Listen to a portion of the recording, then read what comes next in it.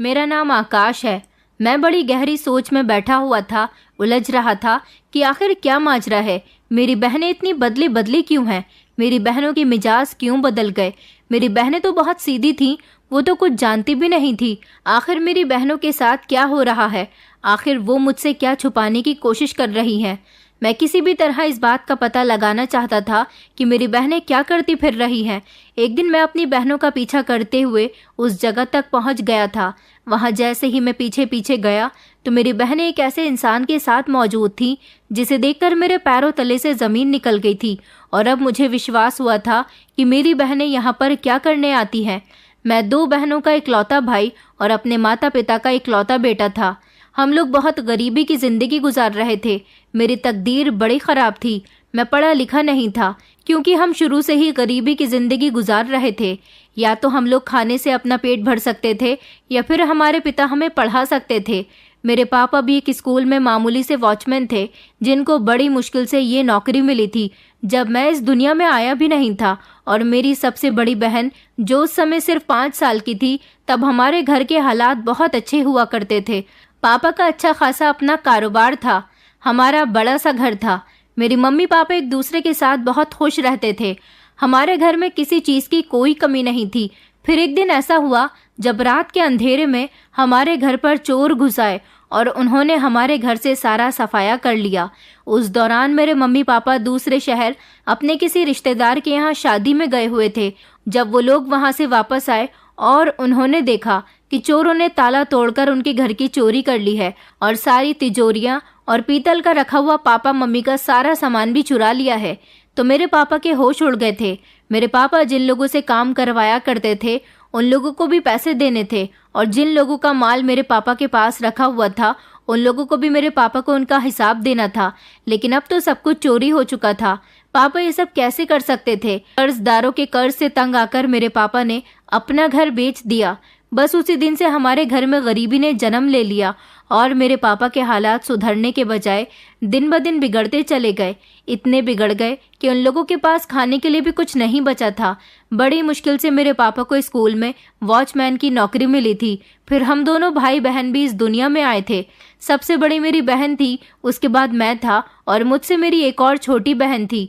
घर के हालात खराब होने की वजह से हम दोनों भाई बहन भी शिक्षा हासिल नहीं कर सके थे। यही वजह थी कि जैसे ही मेरी उम्र 14 साल हुई थी, मैं घर के हालात देखते हुए कोई काम ढूंढने के लिए निकल गया था, क्योंकि मुझे बचपन से ही अपने घर के हालात सुधारने की बहुत फिक्र थी। मेरी बड़ी बहन कपड़ों की सिलाई किया करती थी। वो घर का थोड़ा बहुत बोझ उठा लिया करती थी। मेरी बहनों ने कभी भी अपने शौक पूरे नहीं किए थे। वो बेचारी बहुत शरीफ थी। पापा ने हमेशा उनको समझाया था कि बाहर के लोगों पर कभी भी विश्वास मत करना, अपने पिता की इज्जत को कभी मत रोंदना। वो ये बात अच्छी तरह से याद रखती थी। मेरी बड़ी बहन सबसे ज़्यादा समझदार थी। वो चाहती थी कि किसी भी तरह से घर के हालात बेहतर हो जाएं, मगर शायद भगवान को तो कुछ और ही मंजूर था। माँ की भी कभी कभी तबीयत खराब रहने लगी थी और पिताजी को डायबिटीज़ की बीमारी थी। उनका भी इलाज चलता रहता था। पापा ने बहुत कोशिश की थी कि वो आने वाले समय में जब अपनी बेटियों की शादी करें तो उनके लिए थोड़ी सी सेविंग्स अभी से ही कर लें, मगर लाख कोशिशें करने के बावजूद भी सेविंग्स नहीं हो सकी थी।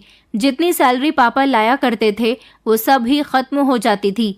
मैंने भी नौकरी ढूंढने की बहुत तलाश की थी, मगर आजकल इंसान का पढ़ा लिखा होना बहुत ज़रूरी है।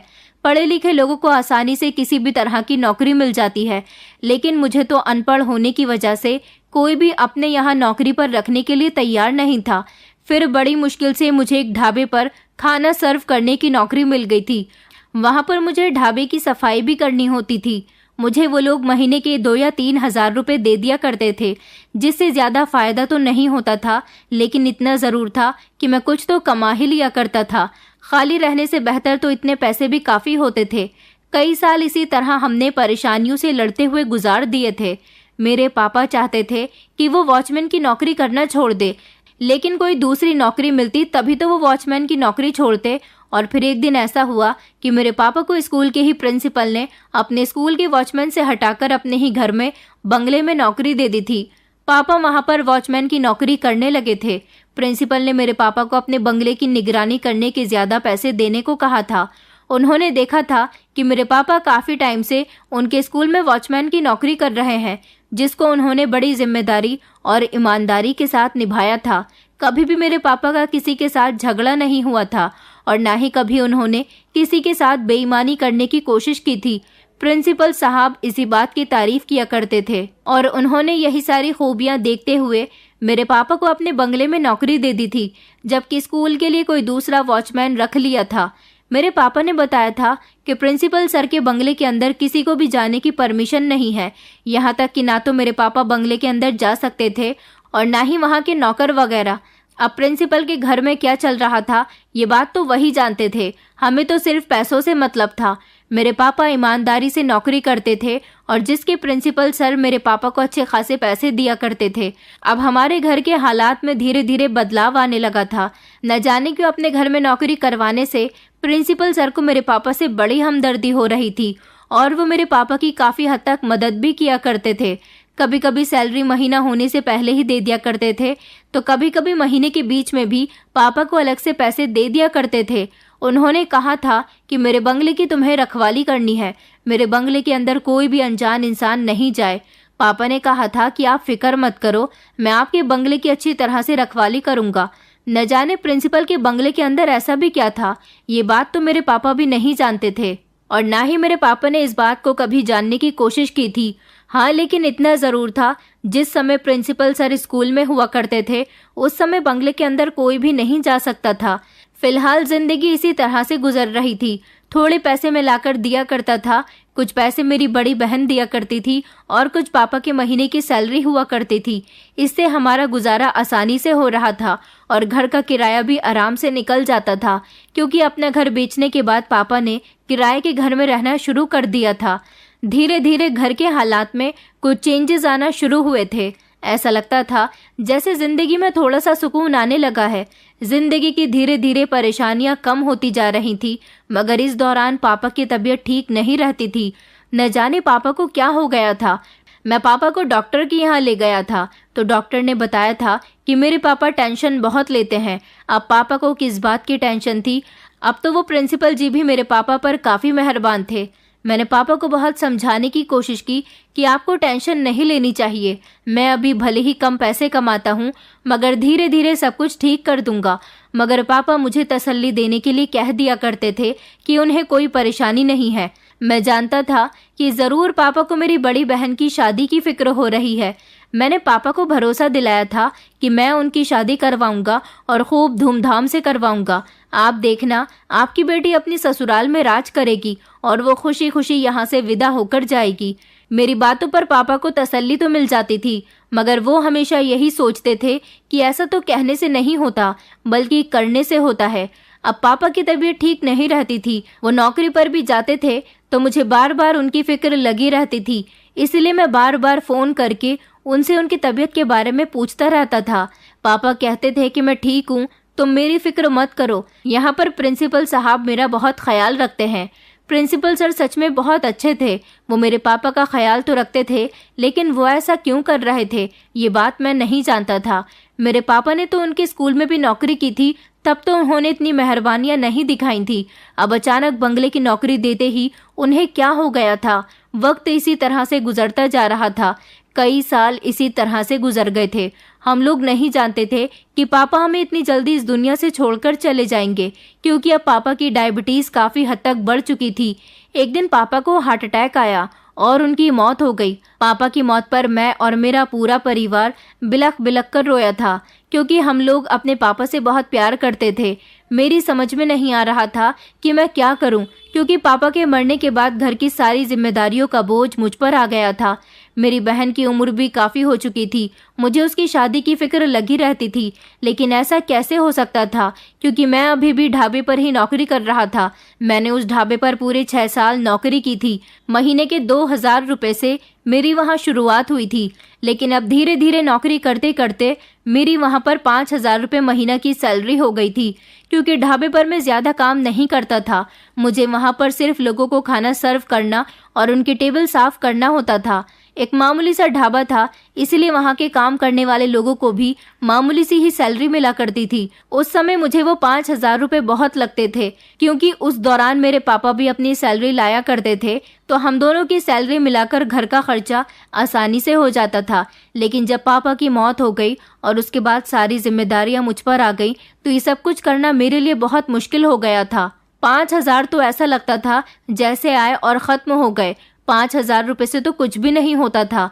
मेरी बहन भी अगर कपड़ों की सिलाई के पैसे दिया करती थी तो वो भी सिर्फ 3 या 4,000 रुपए होते थे, क्योंकि मेरी बहन घर के काम भी देखती थी, उसके पास सिलाई भी आती थी, लेकिन उसे जितना वक्त मिलता था वो उतनी ही सिलाई कर पाती थी। घर के काम भी करना और सिलाई भी करना, इस दौरान वो अपनी भी सेहत पर ध्यान नहीं देती थी और ना ही आराम करती थी। जबकि मेरी छोटी बहन हम सबकी बहुत लाडली थी, इसलिए माँ ने उस पर घर की कोई जिम्मेदारियां नहीं डाली थी। जबकि माँ भी बीमार रहने लगी थी, उनसे घर का ज्यादा काम नहीं होता था, वो सिर्फ 2-3 काम कर लिया करती थी। ज्यादातर घर के हर काम की जिम्मेदारी मेरी बड़ी बहन पर थी और अब पापा के मरने के बाद घर की बाकी की जिम्मेदारी मुझ पर आ गई थी। अब मुझे कुछ भी करके दूसरी नौकरी की तलाश करनी थी। मेरे पापा की मौत पर प्रिंसिपल साहब भी हमारे घर अफसोस करने के लिए आए थे।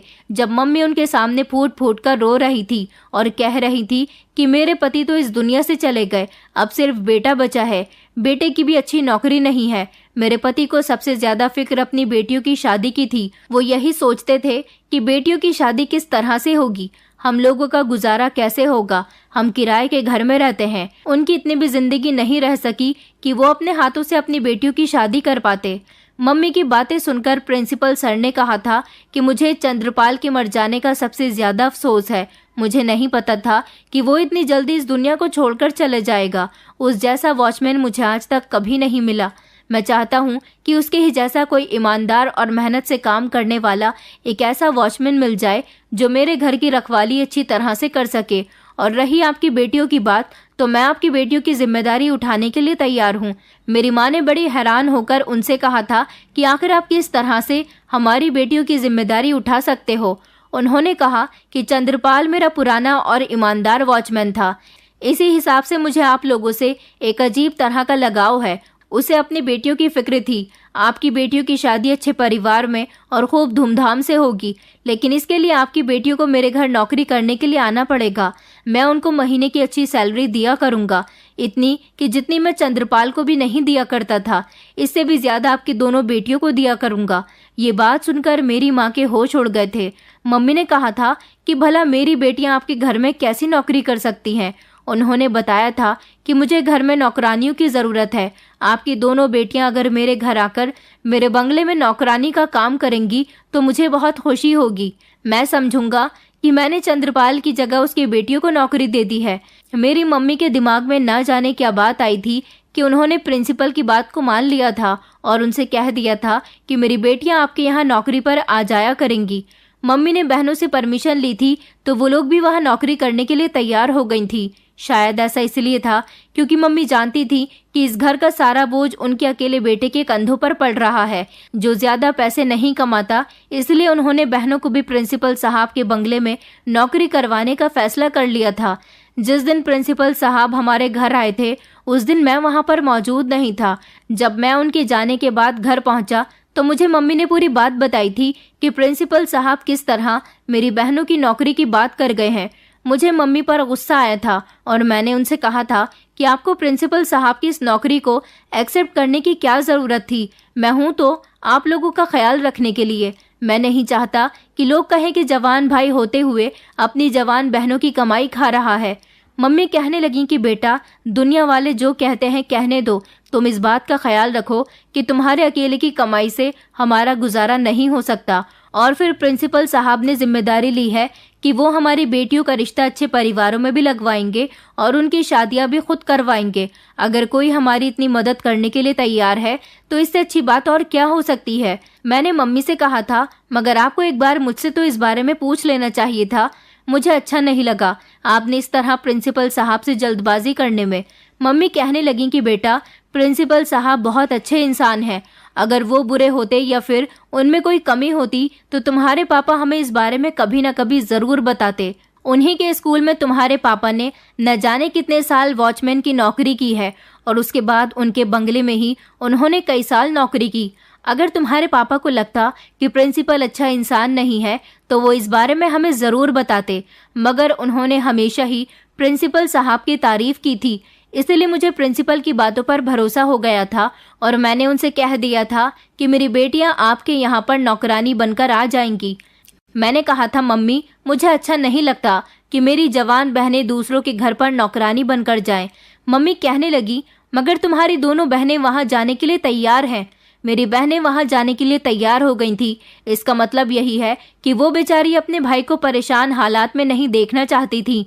अपने भाई की जिम्मेदारियां बांटने के लिए वो नौकरी करने के लिए तैयार हुई थी। मैंने मम्मी से कहा था कि अगर वो दोनों जाना चाहती हैं तो चली जाएं, मगर मैं उन दोनों को लाने और ले जाने की ड्यूटी किया करूंगा। मुझे अच्छा नहीं लगेगा कि मेरी दोनों बहनें अकेली प्रिंसिपल के यहाँ पर जाया करें। मैं सुबह खुद उन्हें लेकर जाया करूंगा और वहां से लेकर भी आया करूंगा। मेरी बात सुनकर मम्मी बेफिक्र हो गई थी। कहने लगी कि ये तो बहुत अच्छी बात है। मैं अभी ढाबे पर ही नौकरी कर रहा था। अब मैं ढाबे से हटकर कोई दूसरी नौकरी की तलाश कर रहा था, मगर मुझे कहीं पर भी नौकरी नहीं मिल रही थी। अब जब तक मुझे नौकरी नहीं मिलनी थी तब तक तो मुझे ढाबे पर ही काम करना था। अगले दिन से ही मेरी बहनों ने प्रिंसिपल साहब के बंगले में जाना शुरू कर दिया था। मैं उन्हें अपने साथ लेकर चला गया था और जब अपनी बहनों को लेकर बंगले के अंदर पहुंचा तो प्रिंसिपल साहब मेरी बहनों का ही इंतजार कर रहे थे। मैंने देखा कि वहां पर पहले से ही दो दो नौकरानियां काम कर रही थी। ये सब देखकर मुझे बड़ा अजीब लगा था। प्रिंसिपल साहब ने तो मेरी मम्मी से कहा था कि मुझे नौकरानियों की ज़रूरत है और वो चाहते हैं कि मेरी दोनों बहनें उनके यहाँ पर काम करें। इन दोनों नौकरानियों के होते हुए प्रिंसिपल साहब को मेरी दोनों बहनों की क्या ज़रूरत पड़ गई थी। मुझे कुछ खटका सा महसूस हुआ था, लेकिन उस समय मैं कुछ नहीं कह पाया था। बस अपनी बहनों को छोड़कर और प्रिंसिपल साहब के घर का माहौल देखकर मैं वहां से आ गया था। प्रिंसिपल साहब के घर में प्रिंसिपल साहब के अलावा मुझे कोई दूसरा नजर नहीं आया था। ये बात तो हमें पापा ने पहले ही बताई हुई थी कि प्रिंसिपल साहब अकेले हैं, उनका इस दुनिया में कोई भी नहीं है। सुना था कि कई सालों पहले उनकी पूरी फैमिली ट्रिप पर जा रही थी जब अचानक उन लोगों का एक्सीडेंट हो गया। एक्सीडेंट में उनकी पत्नी और बेटा तो नहीं बच सके थे और शायद उनकी बेटी भी नहीं बची थी। प्रिंसिपल साहब की भी चोटें आई थी, मगर वो जल्द ही रिकवर हो गए थे। एक ही हादसे ने प्रिंसिपल साहब के पूरे परिवार को उजाड़ कर रख दिया था। अब मुझे शाम को अपनी बहनों को यहाँ से लेकर जाना था। शाम को 7 बजे तक मेरी ढाबे से छुट्टी हो जाती थी, क्योंकि शाम के 7 बजे वहाँ पर दूसरा लड़का आ जाता था और प्रिंसिपल साहब ने भी कहा था कि तुम शाम के 7 बजे तक अपनी बहनों को यहाँ से ले जाना। इसलिए मैं ढाबे से होता हुआ प्रिंसिपल साहब के बंगले पर आ गया था। सारा दिन इसी तरह से गुजर गया। काम में पता ही नहीं चला कि वक्त किधर को गुजर गया, मगर बार बार मेरा ध्यान अपनी बहनों की तरफ जा रहा था, क्योंकि आज से पहले कभी भी मेरी बहनें घर से बाहर निकलकर किसी अनजान के यहाँ पर नहीं गई थी। जब मैं शाम के टाइम पर अपनी बहनों को प्रिंसिपल साहब के यहाँ से लेने के लिए गया तो मैंने देखा था कि मेरी बहनें बड़ी खामोश खामोश सी थी। मैं उनसे पूछ रहा था कि आज तुमने वहाँ पर क्या क्या काम किया, तब भी उन लोगों ने मुझे कुछ नहीं बताया। मेरी छोटी बहन मुझे कुछ बताना भी चाहती थी तो तभी मेरी बड़ी बहन ने उसका हाथ पकड़ लिया और उसे खामोश होने का इशारा दिया। मेरी बड़ी बहन छोटी बहन को कुछ बताने ही नहीं दे रही थी और ना ही वो खुद कुछ बता रही थी। मैंने बार बार पूछा कि क्या बात है, तुम लोगों के अंदाज इतने बदले हुए क्यों हैं? मेरी बहनें कहने लगी कि कोई बात नहीं है, हम वहाँ पर नौकरानी बनकर गए थे। नौकरानियों का इतना ही काम होता है कि वो घर की साफ सफाई करती हैं, खाना वगैरह बनाती हैं। मैंने कहा, लेकिन वहाँ पर तो पहले से ही 2 नौकरानियाँ मौजूद थीं, फिर प्रिंसिपल साहब ने तुम्हें नौकरी क्यों दी? मेरी बड़ी बहन ने कहा कि इतना बड़ा बंगला है, इसलिए वहाँ काम ज्यादा है तो ज्यादा लोगों की जरूरत होती है। मैं कहने लगा कि ना जाने क्यों मुझे वो प्रिंसिपल ठीक नहीं लगता। अचानक मेरी छोटी बहन ने चौंक कर मुझे देखा था और वो कहने लगी कि भैया, आप ऐसी बातें क्यों कर रहे हो? आपने आखिर प्रिंसिपल साहब के अंदर ऐसी भी कौन सी बुराई देख ली है? मैंने कहा, वो प्रिंसिपल इतने बड़े बंगले में अकेला रहता है, उसे घर में औरतों को नौकरी पर नहीं रखना चाहिए। और मैंने देखा है कि जो 2 नौकरानियां वहां पर काम कर रही थी उनकी उम्र तुम दोनों से ज्यादा है, जबकि तुम दोनों जवान और खूबसूरत हो। मुझे डर लगता है कि कहीं प्रिंसिपल की गलत नज़र तुम पर न पड़ जाए। मेरी बहनें कहने लगी कि नहीं भैया, ऐसा कुछ नहीं होगा। मैंने उनसे कहा था, फिर भी तुम लोग प्रिंसिपल से बचकर रहना, और अगर तुम्हें प्रिंसिपल में कोई भी गड़बड़ नजर आए तो उसके यहाँ नौकरी करने की कोई ज़रूरत नहीं है। अभी तुम्हारा भाई जिंदा है और तुम्हारी जिम्मेदारी उठा सकता है। ये कहकर हम लोग खामोश हो गए थे। मेरी बहनों ने मेरी किसी बात का कोई जवाब नहीं दिया था। अगले दिन फिर से जब मैं अपनी बहन को छोड़ने के लिए गया तो मैंने देखा था कि प्रिंसिपल घर में मौजूद था। मैं तो अपनी बहनों को बंगले के गेट से ही छोड़कर वापस आ गया था, लेकिन जब मैं उनको लेने के लिए गया तो ये देखकर मेरे होश उड़ गए थे कि मेरी बड़ी बहन के सर पर चोट लगी हुई थी। उसके सर से खून बह रहा था। प्रिंसिपल मेरी बहन को गाड़ी में बैठने का कह रहा था, जबकि मेरी छोटी बहन प्रिंसिपल के बराबर में ही खड़ी हुई थी। मैं जल्दी से अपनी बहन के करीब गया। मैंने जल्दी से अपनी बहन को थामा और कहने लगा कि तुम्हें क्या हो गया और ये तुम्हारे सर से खून कैसे बह रहा है? तुम्हारे चोट कैसे लग गई? मेरी दोनों बहनें तो खामोश खड़ी हुई थीं। उनके मुंह से तो कोई जवाब ही नहीं निकल रहा था। तभी प्रिंसिपल कहने लगा कि दरअसल ये सीढ़ियों से गिर गई, इसीलिए इसके चोट लग गई है। उसके इस जवाब पर अचानक मेरी दोनों बहनों ने भी कहा था कि हाँ ऐसा ही है भैया। मुझे बहुत गुस्सा आया था। प्रिंसिपल मेरी बहन को गाड़ी में बिठाकर डॉक्टर के यहाँ ले गया था। उसने मेरी बहन की ड्रेसिंग करवाई थी। मैं भी उन लोगों के पीछे पीछे चला गया था और फिर वहाँ से अपनी बहनों को लेकर घर आ गया था। मुझे तो यकीन ही नहीं हो रहा था कि मेरी बहन को सीढ़ियों से गिरकर ऐसी चोट लगी है। ऐसा लगता था जैसे किसी ने उस पर जोरदार भारी चीज का वार किया है।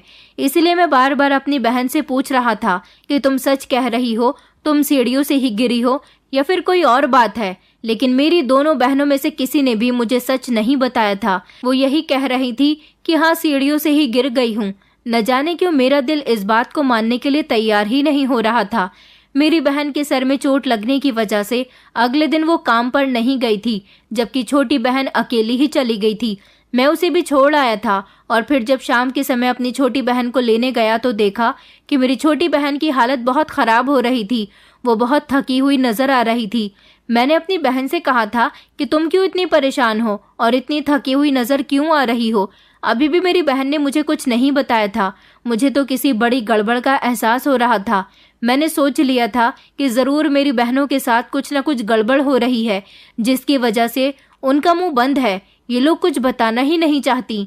आखिर इन लोगों की ऐसी भी क्या मजबूरी आ गई थी कि ये बंगले में होने वाले हादसों के बारे में मुझसे छुपा रही थी, और इन लोगों के साथ हादसे क्यों हो रहे थे? मेरी छोटी बहन भी इतनी थकी हुई थी कि अगले दिन उसे जाड़ा बुखार आ गया था।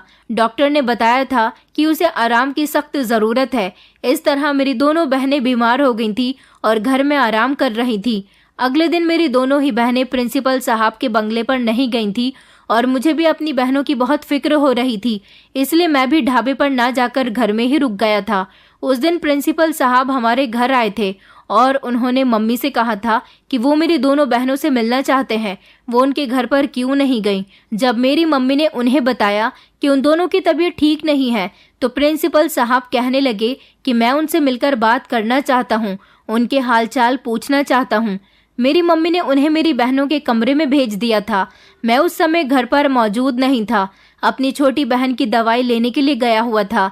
जैसे ही मैं घर के अंदर आया तो मुझे पता चला कि प्रिंसिपल साहब मेरी बहनों के कमरे में बैठे हुए हैं। मैंने मम्मी पर गुस्सा किया था कि आप दोनों जवान बहनों को उस प्रिंसिपल के हवाले क्यों छोड़ देती हो? मुझे तो लगता है कि वो ज़रूर मेरी बहनों पर किसी तरह का हमला करता है। तभी तो 2 दिन नौकरी करने से दोनों की ही तबीयत खराब हो गई और अब वो यहाँ पर क्यों आया है? मम्मी कहने लगी कि ऐसा तो मत कहो बेटा, प्रिंसिपल साहब ऐसे नहीं हैं, वो तो तुम्हारी बहनों के हालचाल पूछने के लिए आए हैं। इतने में मैं अपनी बहनों के कमरे की तरफ जाने लगा। मैंने सोचा कि देखता हूँ कि आखिर प्रिंसिपल मेरी बहनों से ऐसी भी कौन सी बात कर रहा है जो उनके कमरे में चला गया। मैं जैसे ही अपनी बहनों के कमरे की तरफ गया तो देखा कि प्रिंसिपल उनके कमरे से बाहर निकल रहा था। मैंने उसे रुककर देखा तो उसने भी मुझे रुककर देखा और फिर वो खामोशी से घर से बाहर निकल गया था। तभी मैं अपनी बहनों के कमरे में चला गया तो मैंने देखा कि मेरी दोनों ही बहनें रो रही थी। उन दोनों की आंखों में आंसू थे। मैंने जल्दी से अपनी बहनों से पूछा कि तुम दोनों क्यों रो रही हो? तो उन्होंने मुझे देखकर अपने आंसू साफ किए और कहने लगी कि नहीं कोई बात नहीं। न जाने क्या बात थी, मेरी बहनें अंदर ही अंदर क्या खेल खेल रही थी, मुझे कुछ बताने के लिए तैयार ही नहीं थी। मैंने साफ साफ देखा था कि उनकी आंखों में आंसू थे। आखिर प्रिंसिपल मेरी बहनों से ऐसी भी क्या बात करके गया था कि मेरी बहनों की आंखों में आंसू आ गए थे। हम लोगों ने आज तक इतनी गरीबी झेली है, मगर कभी भी मैंने और मेरे पापा ने इन दोनों की आंखों में आंसू नहीं आने दिए थे। तो फिर ये प्रिंसिपल मेरी बहनों के साथ ऐसा क्या कर रहा था? अब मैंने सोच लिया था कि अब जब मेरी बहनें प्रिंसिपल के यहाँ पर काम करने के लिए जाएंगी तो मैं खुद अपनी आंखों से देखूंगा कि आखिर ये प्रिंसिपल मेरी बहनों के साथ करता क्या है।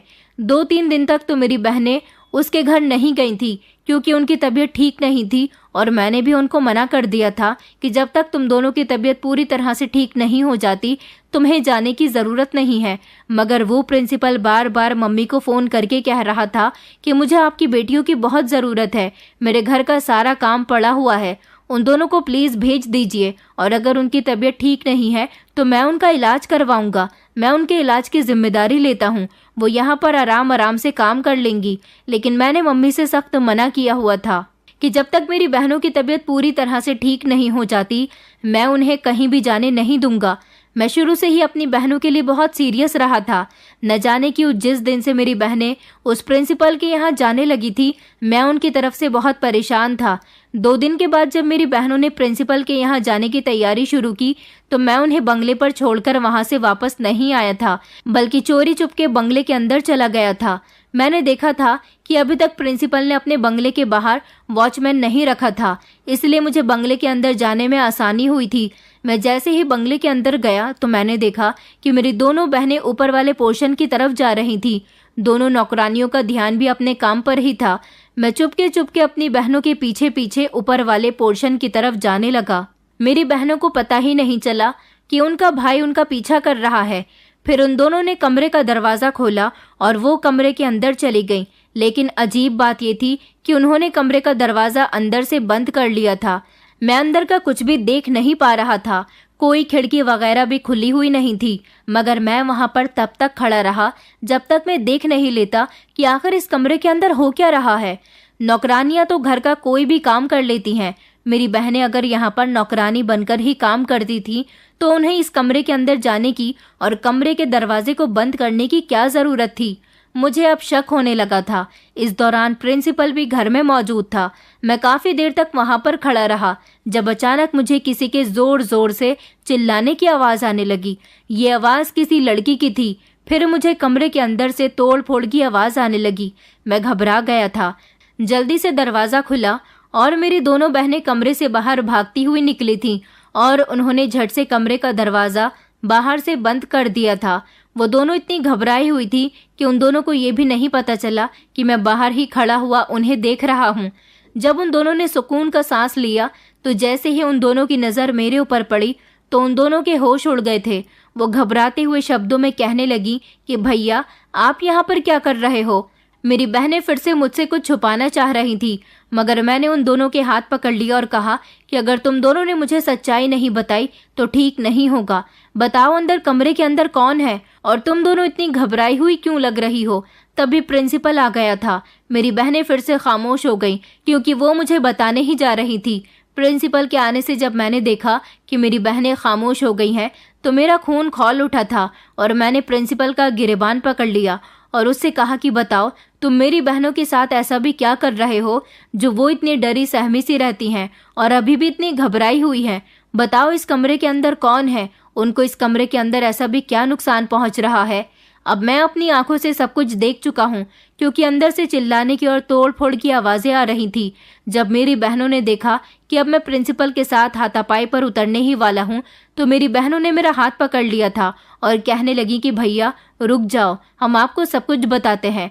प्रिंसिपल ने फिर उन्हें इशारा किया और वो उनके आगे हाथ जोड़ने लगा तो मेरी बड़ी बहन ने कहा कि प्रिंसिपल साहब ये हमारा भाई है, जिस तरह हम लोग शरीफ हैं उसी तरह मेरा भाई भी बहुत शरीफ और ईमानदार है, आपको मेरे भाई पर भरोसा करना होगा।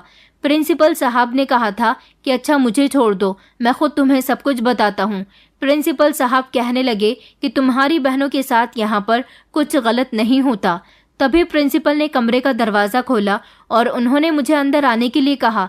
मैं जैसे ही कमरे के अंदर गया तो ये देखकर मैं हैरान रह गया था कि ये कमरा बहुत गंदा हो रखा था। दीवारों पे इस तरह की ड्राइंग की गई थी जैसे कोई बच्चा इस कमरे में रहता हो। कमरे का सामान भी इधर उधर बिखरा हुआ था। प्रिंसिपल ने पहले तो चारों तरफ देखा मगर उसे कोई नज़र नहीं आया। तो फिर वो ज़मीन पर बैठ गया और बैठ के नीचे देखने लगा। उसने कहा कि आओ बेटा, बाहर आओ। जब उन्होंने हाथ पकड़कर उस इंसान को बाहर निकाला तो मेरे होश उड़ गए थे, क्योंकि वो एक जवान लड़की थी और बिल्कुल ऐसे रिएक्ट कर रही थी जैसे कोई मासूम बच्ची हो।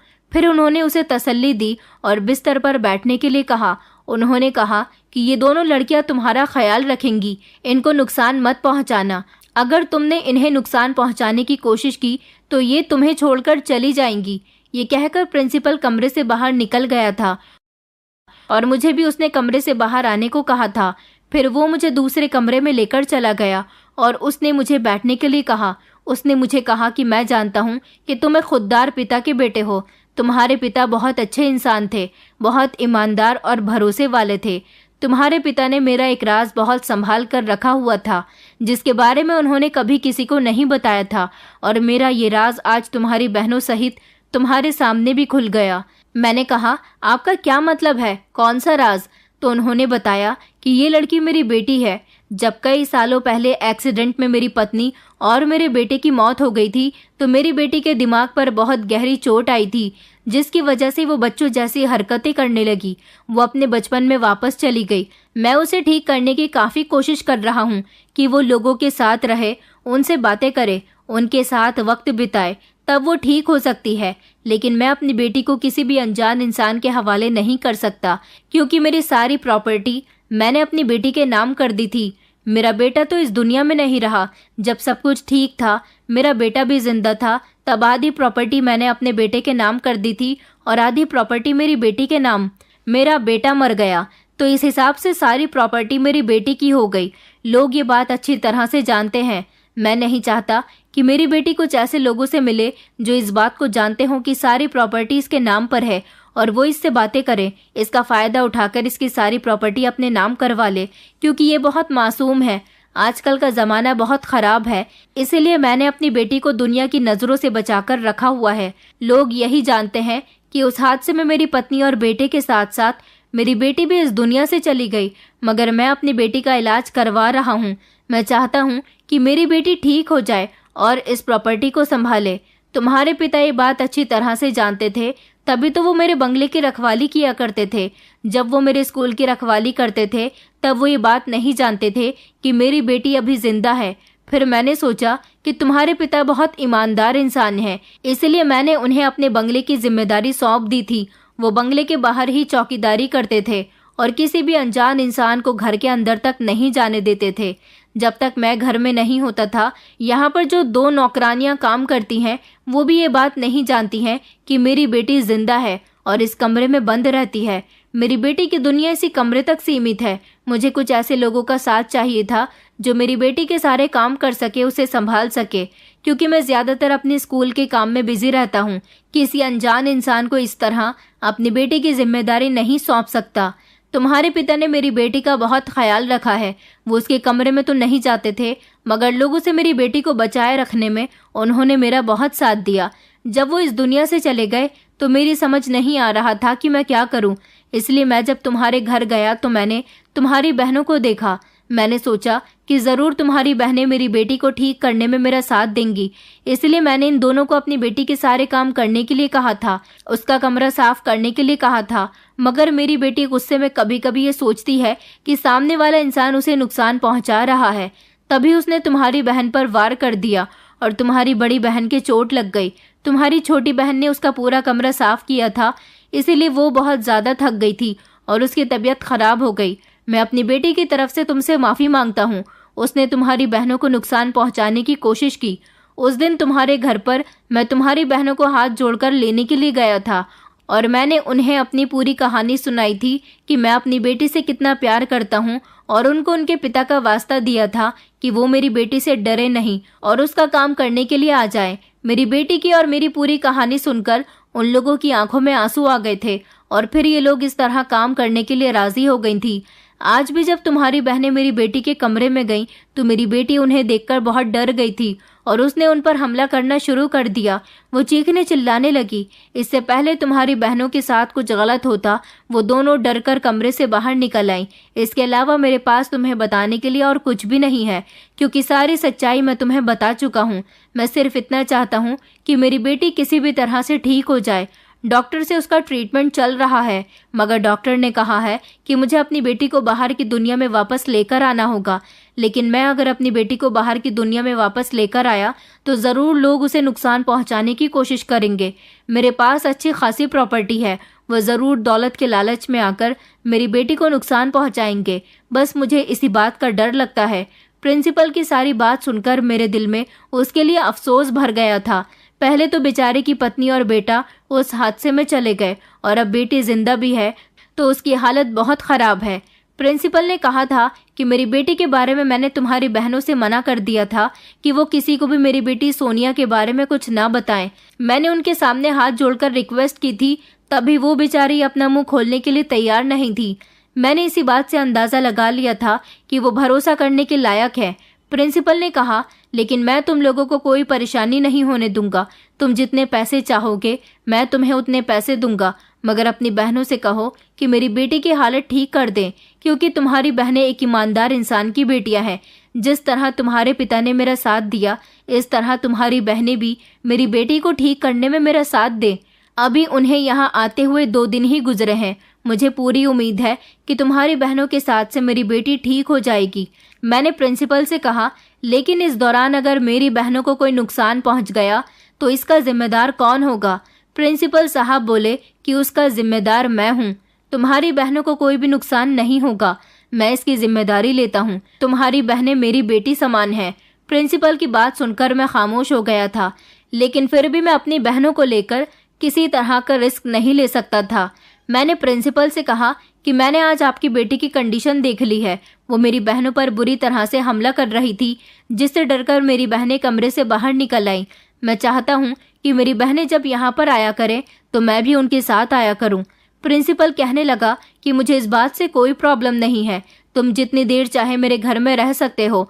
तुम्हें अपनी बहनों की फिक्र है, मुझे अपनी बेटी की फिक्र है। मैं तुम्हारी बात को अच्छी तरह से समझ सकता हूँ। मेरे सामने अब प्रिंसिपल के घर की सारी सच्चाई खुलकर आ गई थी। अगले दिन से मेरी बहनें तो प्रिंसिपल के बंगले में उसकी बेटी का ख्याल रखने के लिए आ गई थी। मैं ढाबे पर नहीं गया था, मैं भी अपनी बहनों के साथ साथ आ गया था। वो लड़की पागल थी, वो मेरी बहनों को नुकसान पहुंचा सकती थी। मैं इसलिए यहाँ पर अपनी बहनों की रखवाली कर रहा था, मगर मैंने देखा था कि मेरी बहनें उसको कुछ भी समझाने की कोशिश करती थी तो वो मेरी बहनों की बात मानने के लिए तैयार ही नहीं होती थी। इसलिए अब मैंने भी उस लड़की का ख्याल रखना शुरू कर दिया था। प्रिंसिपल ने अपनी बेटी को कहीं भी बाहर ले जाने के लिए सख्त मना किया हुआ था, लेकिन मैं एक दिन उसे छत पर ले गया। मेरी बहनें मना कर रही थी कि प्रिंसिपल साहब को अगर पता चल गया तो उन्हें ये बात पसंद नहीं आएगी, लेकिन मैंने सोचा कि इंसान के अंदर बंद कमरे में रहते रहते भी कई तरह की बीमारियां पैदा हो जाती हैं, उसे खुली हवाओं की ज़रूरत होती है। मैं जब उस लड़की को छत पर ले गया तो वो बहुत खुश हुई थी। वो किसी बच्चे की तरह खुश हो रही थी।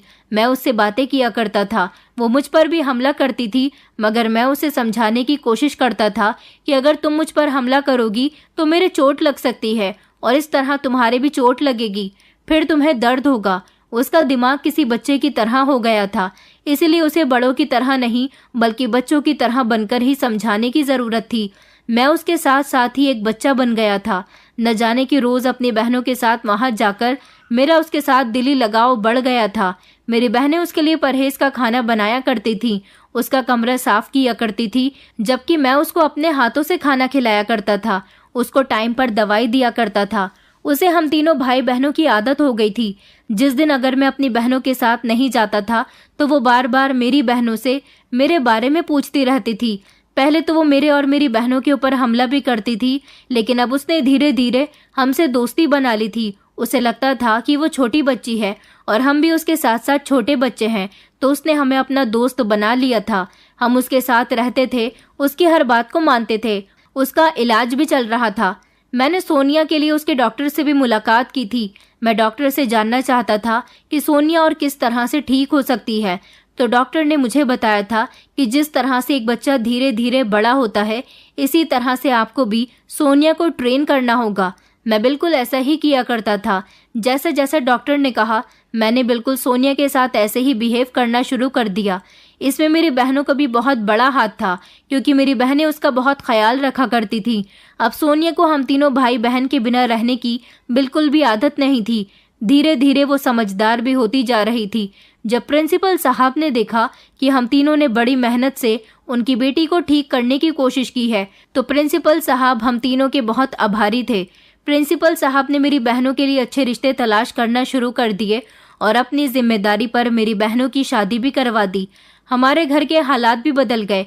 फिर एक दिन प्रिंसिपल साहब ने मुझसे कहा कि मैं चाहता हूँ कि अपनी बेटी की शादी तुम्हारे साथ करवा दूँ, क्योंकि तुम ही एक ऐसे इंसान हो जो मेरी बेटी का ख्याल रख सकते हो।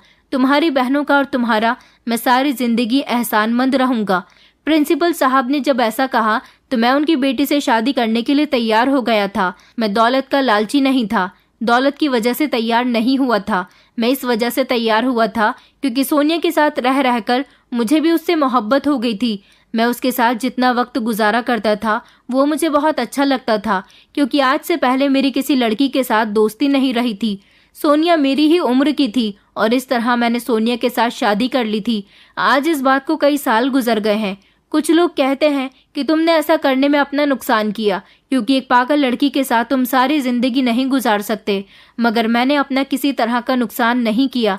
सिर्फ एक उम्मीद है कि सोनिया बिल्कुल नॉर्मल हो सकती है, क्योंकि सोनिया समझदार तो हो गई है, मगर वो अभी भी बच्चों वाली हरकतें करती है। वो पूरी तरह से ठीक नहीं हुई और मैं उसे ठीक करने की पूरी कोशिश करता हूँ। मेरी दोनों बहनें अपने अपने ससुराल में खुश रह रही हैं। मेरी मम्मी को प्रिंसिपल साहब ने इसी बंगले में रहने के लिए बुला लिया, और जब सोनिया की और मेरी शादी हुई तो लोगों के सामने ये बात खुलकर आ गई कि उनकी बेटी जिंदा है और उन्होंने अपनी बेटी की शादी मेरे साथ कर दी है। लोगों को ये बात पता चल गई थी कि उनकी बेटी की दिमागी हालत ठीक नहीं है। प्रिंसिपल साहब चाहते थे कि कभी मैं सोनिया को छोड़कर ना चला जाऊं, इसलिए उन्होंने मुझे उसके साथ शादी के बंधन में बांध दिया था, जिसकी वजह से मैं उसका सारी जिंदगी ख्याल रखता रहूं। और आज भी मैं सोनिया का पहले की तरह ही ख्याल रखता हूं और मुझे उम्मीद है कि वो एक न एक दिन पूरी तरह से ठीक हो जाएगी। सोनिया मेरे साथ बहुत खुश रहती है। धीरे धीरे हमारी जिंदगी की काफ़ी परेशानियां भी दूर हो गईं। मैं सोनिया के साथ अपनी एक अच्छी जिंदगी गुजार रहा हूँ। आप लोग भी प्रार्थना कीजिए कि सोनिया पूरी तरह से ठीक हो जाए। दोस्तों, उम्मीद करती हूँ आपको हमारी कहानी पसंद आई होगी। कहानी पसंद आई है तो वीडियो को लाइक करें, चैनल पर नए हैं तो चैनल को सब्सक्राइब करें और हाँ, नोटिफिकेशन बेल को ज़रूर दबाएं ताकि अगली अपडेट सबसे पहले आपको मिले।